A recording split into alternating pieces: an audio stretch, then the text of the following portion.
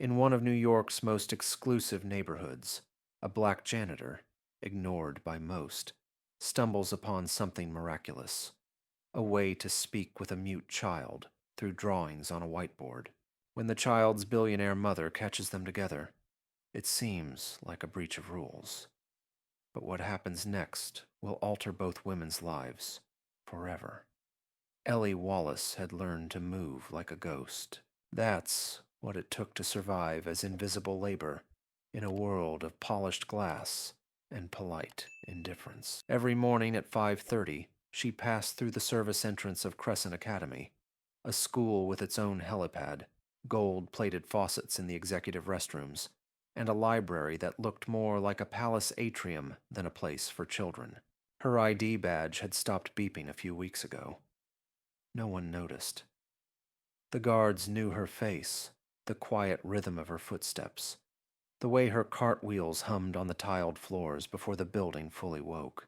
She moved through the conference wing first, wiping away streaks from the glass walls. One panel was still covered in the dry erased graffiti of yesterday's think tank. A spiderweb of words like optimization, vision pipeline, and impact-driven growth. Ellie scrubbed them away with methodical ease, replacing business jargon with silence. Her body ached. Her fingers were cracked from winter, and her back still remembered the weight of lifting her daughter's wheelchair years ago. There was no wheelchair anymore. There was no daughter, not in that way, but the memory lingered like heat from a dying star. She made her way through the lower elementary corridor. The children weren't there yet, but their world buzzed from the walls. Bright posters, cubbies with names written in bubble letters, art projects hanging from the ceiling like strange, chaotic prayers. Ellie liked this hallway best. It still believed in color. No one greeted her. They never did. Teachers flowed past her like water around stone. Tight smiles, nods that didn't reach their eyes, sometimes nothing at all. But Ellie noticed everything. The exhausted math teacher who always dropped her keys. The music instructor who secretly smoked cloves behind the science lab. The second-grade girl who sat alone at lunch every day, her mouth opening like she wanted to speak, but never did. Ellie didn't belong here. She knew that. But sometimes, just sometimes, she let herself imagine she did. On a whim, she pulled out a pastel crayon someone had left on the windowsill. Pale orange. Her favorite when she was younger. She turned over the back of the cleaning schedule clipped to her cart and without thinking, drew a sun with a crooked smile. It wasn't perfect, but it made her smile the first of the day. Then she heard footsteps. A child stood in the classroom doorway. Small. Still. A girl, maybe 6 or 7, holding a broken chalk piece like a question. Her hair was pulled back in a neat braid, and her uniform was spotless. Ellie recognized her instantly. Livia Beckett, daughter of Iris Beckett, CEO of Beckett Dynamics, rumored to be worth over $8 billion. The girl stared silently at the whiteboard. Ellie froze. Contact with students is not permitted, echoed the voice of every HR manual she'd signed, but the girl didn't move, didn't run, didn't look afraid. Ellie crouched slowly, drawing a stick figure with braids. No words, just a shape, an invitation. The girl stepped forward, picked up the marker, drew a tree. Ellie added a sun. Livia drew a bird, back and forth like that, in a language that didn't need sound. Ellie didn't know what made her do it again the next morning, or the one after that. But every day, Livia returned, always silent, always drawing. She never smiled, but her lines grew bolder, her hands steadier. Ellie didn't ask questions, She only offered a world where the girl's silence wasn't a burden, but a form of art. One morning, Ellie heard the door open behind them. The air went cold. Iris Beckett stepped into the room like a blade of light. Her suit looked like it cost more than Ellie's annual rent. Her eyes scanned the scene, the janitor on her knees, a marker in hand, her daughter beside her. "What do you think you're doing?" The voice was sharp, controlled, ice under pressure. Ellie stood slowly. "I was cleaning. She came in on her own." "You were drawing with her?" Ellie nodded. "Yes, ma'am." "You're a janitor." It wasn't a question. It was a dismissal. "Yes, ma'am." There was a silence then, thick, the kind that hangs between two people who live in entirely different worlds. Iris turned to her daughter. "Livia, come." The girl didn't move. Iris's voice hardened. "Now." Reluctantly, the child followed. But she looked back once, her eyes wide with something fragile and almost broken. When they left, Ellie stood alone. The marker in her hand felt heavier now. Her stomach tightened. She knew what would come next. A reprimand. Maybe termination. She had crossed an invisible line, not by harming, not by failing, but by being seen. The next morning, something had changed. The way the guards looked at her, the way the hall monitors whispered, a tightening around the corners of everything. And still, she came. Because some connections don't break, they echo. And some silences speak louder than words ever could. Ellie sat in the principal's office like a defendant at trial. The chair was too low, the air too still. Across from her sat Ms. Dreyfus, the principal of Crescent Academy, a woman who dressed in soft grays and spoke in hard lines. Beside her, in a darker suit and sharper posture, was a man who didn't work at the school. "I'm Mark Riley," he said, Director of Internal Relations at Beckett Dynamics. Ellie nodded once, hands folded in her lap.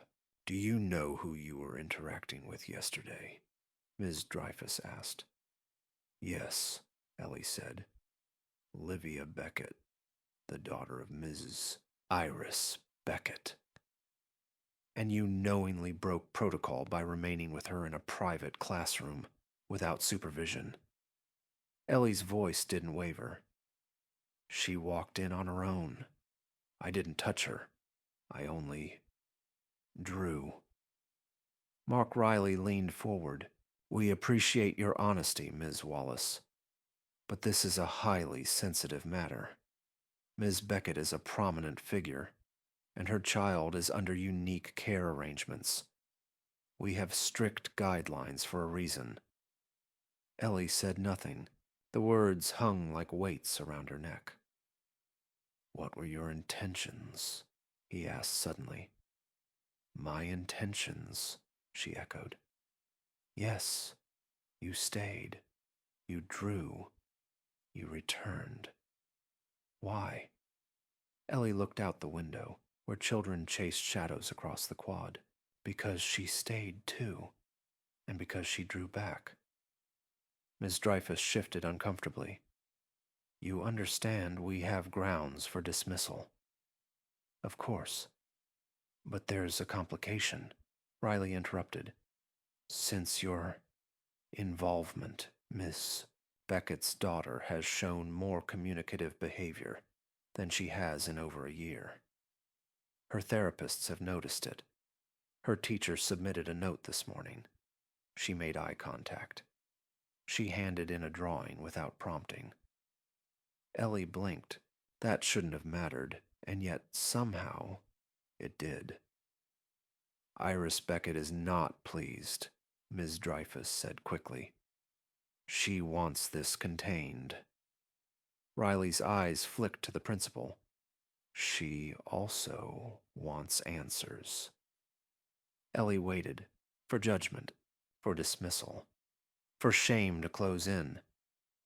But what she felt instead was defiance. "I won't apologize for seeing a child," she said quietly. "Not just walking past her, not just checking a box. Seeing her." Riley tilted his head, intrigued. "That's not what most people would say in your position." "I've never been most people." That night, Ellie couldn't sleep.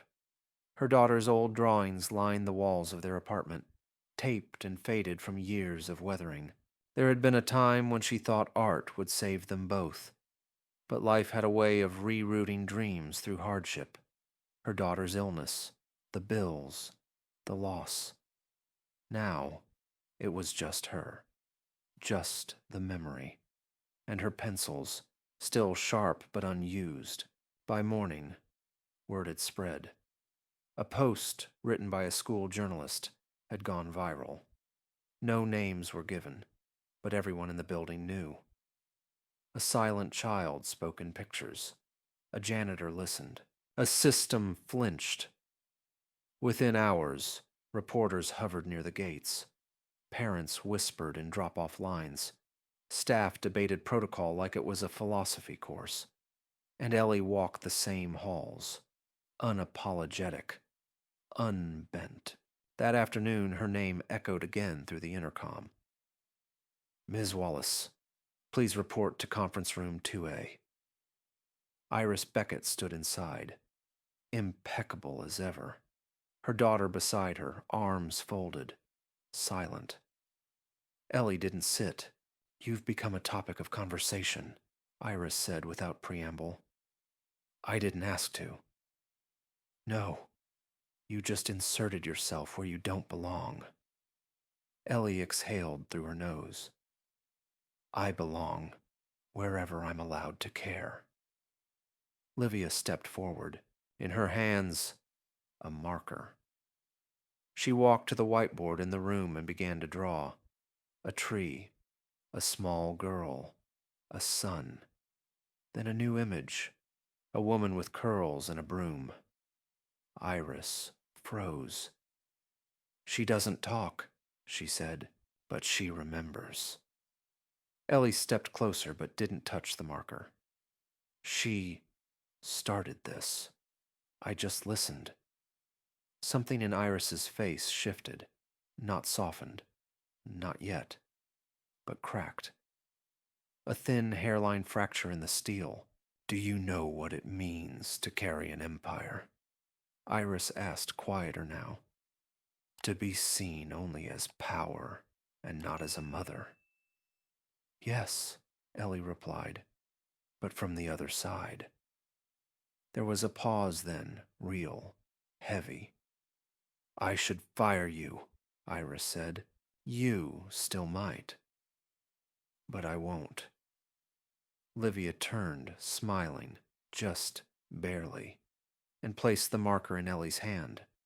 That was how it began to change.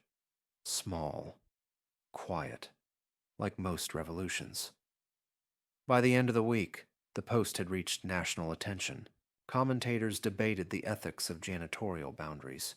Yes, but also class, race, and who gets to be a voice for children. Ellie was offered interviews. She declined them all. "I'm not the story," she said. "The drawing is." Behind closed doors, Beckett Dynamics' PR team raged. "This makes us look weak," one aide said. "People will ask why the daughter of a tech billionaire only responds to a cleaning lady." Iris didn't blink, because the cleaning lady listened. Still, pressure mounted. Investors questioned stability.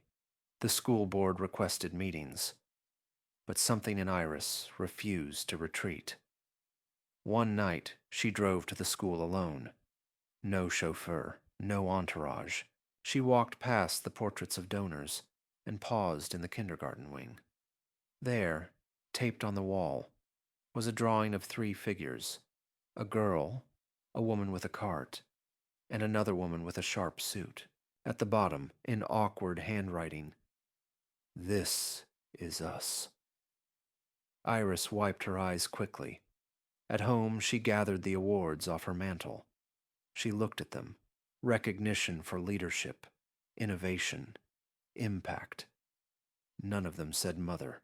Then she opened her drawer and found the one thing that mattered now. Her daughter's first original sketch, drawn with Ellie. A girl holding a balloon shaped like a heart. The next morning, she called a meeting. The boardroom was tense. Men in expensive suits bristled. "I've decided to establish a new foundation," she announced. "The Livia Beckett Initiative, a program for recognizing overlooked talent in schools, particularly women in support roles. Ellie Wallace will serve as a consultant." "You can't be serious," someone muttered. "She's not a professional." "She's exactly what this space needs," Iris replied. "Someone who listens, someone who sees." Outside the room, Ellie continued her shift. Same uniform, same cart. But something in the way people looked at her had changed. Some still averted their eyes, but others nodded. One teacher even stopped her. "My daughter read about you," she whispered. "She said you're her hero." Ellie smiled, but said nothing. Heroes didn't look like her, not usually. But maybe it was time that changed too. And upstairs, behind a frosted glass door, Iris Beckett stared out at the skyline. For the first time in years, her reflection looked human. Tired, complicated, real, and not alone. The new plaque outside room 103 didn't draw attention at first. Wallace Art Lab. No gold trim, no ceremony. Just 4 words, black on brushed steel, quietly screwed into the wall where janitorial signs used to hang. Some of the teachers passed by without noticing. Others slowed for a second, then moved on. But for the 4th graders who watched Ellie tape up their drawings with steady hands and soft nods, it meant everything. She still wore the uniform, still pushed her cart, still swept the hallways in the early hours before anyone arrived. But now, once a day, she stopped to teach. Not with a lecture, but with colors, with lines, with silence. Ellie never referred to herself as a teacher. Others did. Parents, students, even Iris Beckett. But she didn't need the title. The children came because they wanted to. Livia came and sat closest to her, never speaking, but always watching, always drawing. Each day her sketches grew more detailed, each line bolder. One morning, she tugged Ellie's sleeve and handed her a picture. It was of Ellie, holding hands with a small girl. Below, written in a child's unsteady print, was a single word: Ellie. It was the first time Livia had ever written anyone's name. Word spread fast. And this time, the media didn't just whisper. They roared. A billionaire's mute daughter speaks first word to Janitor. Unseen talent, unheard voices. How one woman changed a school. The custodian who healed with a marker. Ellie refused every interview. "I'm not interested in attention," she said. "I'm interested in children being seen." But not everyone admired her stance. Beckett Dynamics' board pushed back hard.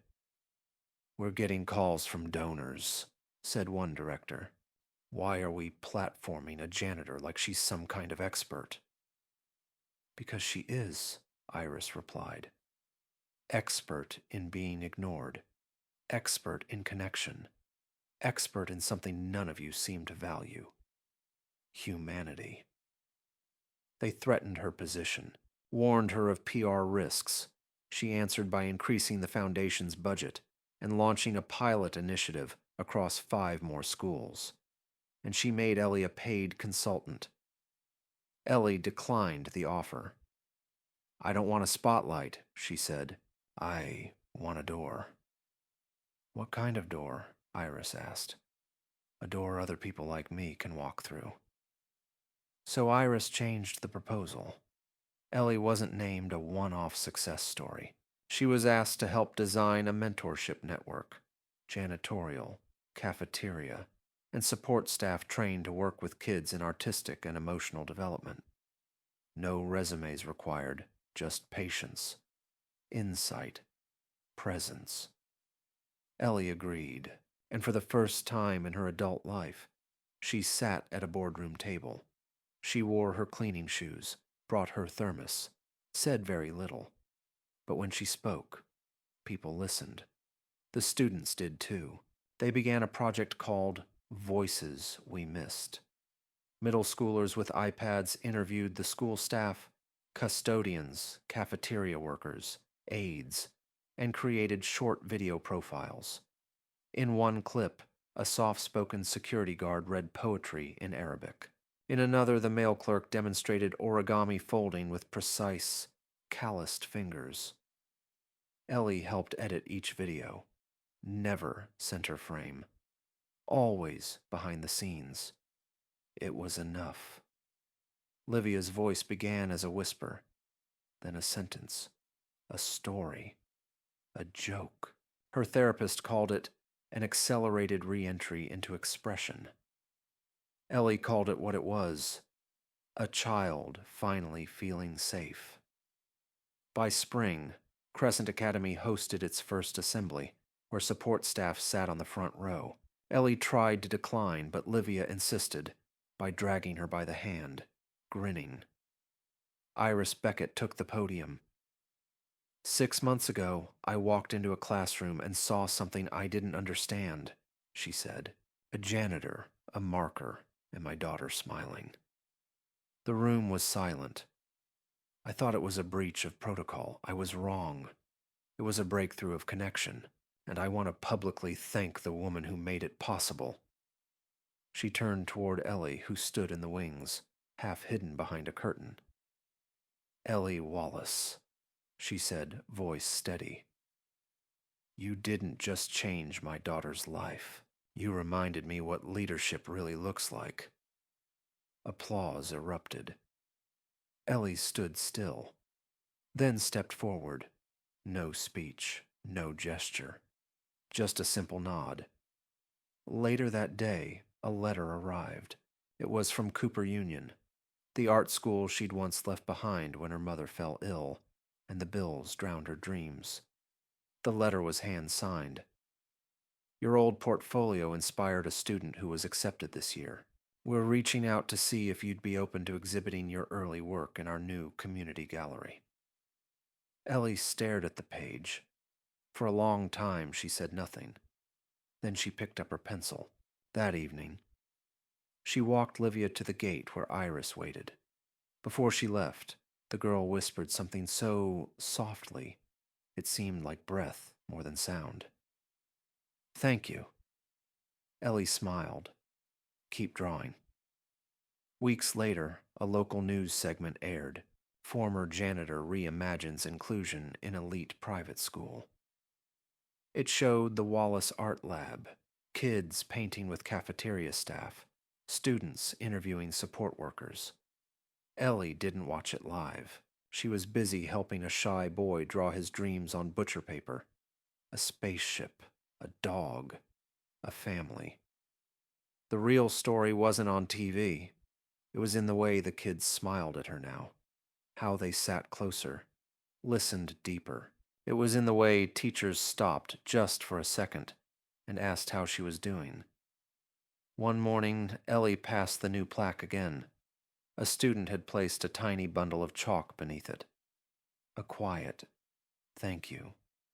Then another bundle appeared, and another. A tradition had started. Unplanned, unofficial, unforgettable. At the end of the semester, Iris invited Ellie to dinner. Not a business meeting, just food, family, connection. Ellie came in her work shoes, no pretense. She sat at the table across from the woman who once dismissed her, and now watched her with the eyes of someone still learning, still growing. They ate, laughed, spoke about childhoods and mistakes and second chances. And somewhere between the meal and the soft music on the stereo, Ellie said something that stayed with Iris long after the night ended. "I don't need to be the hero in the story," she said. "I just want to be someone who didn't look away." Iris nodded. "You never did." The next morning, Ellie walked out of Crescent Academy with her old lunchbox in hand. On its lid, drawn in careful pastel, was a picture of a girl with braids holding a sun. She paused on the steps, breathed in, and kept walking, still unseen by some, but no longer invisible. And that was enough.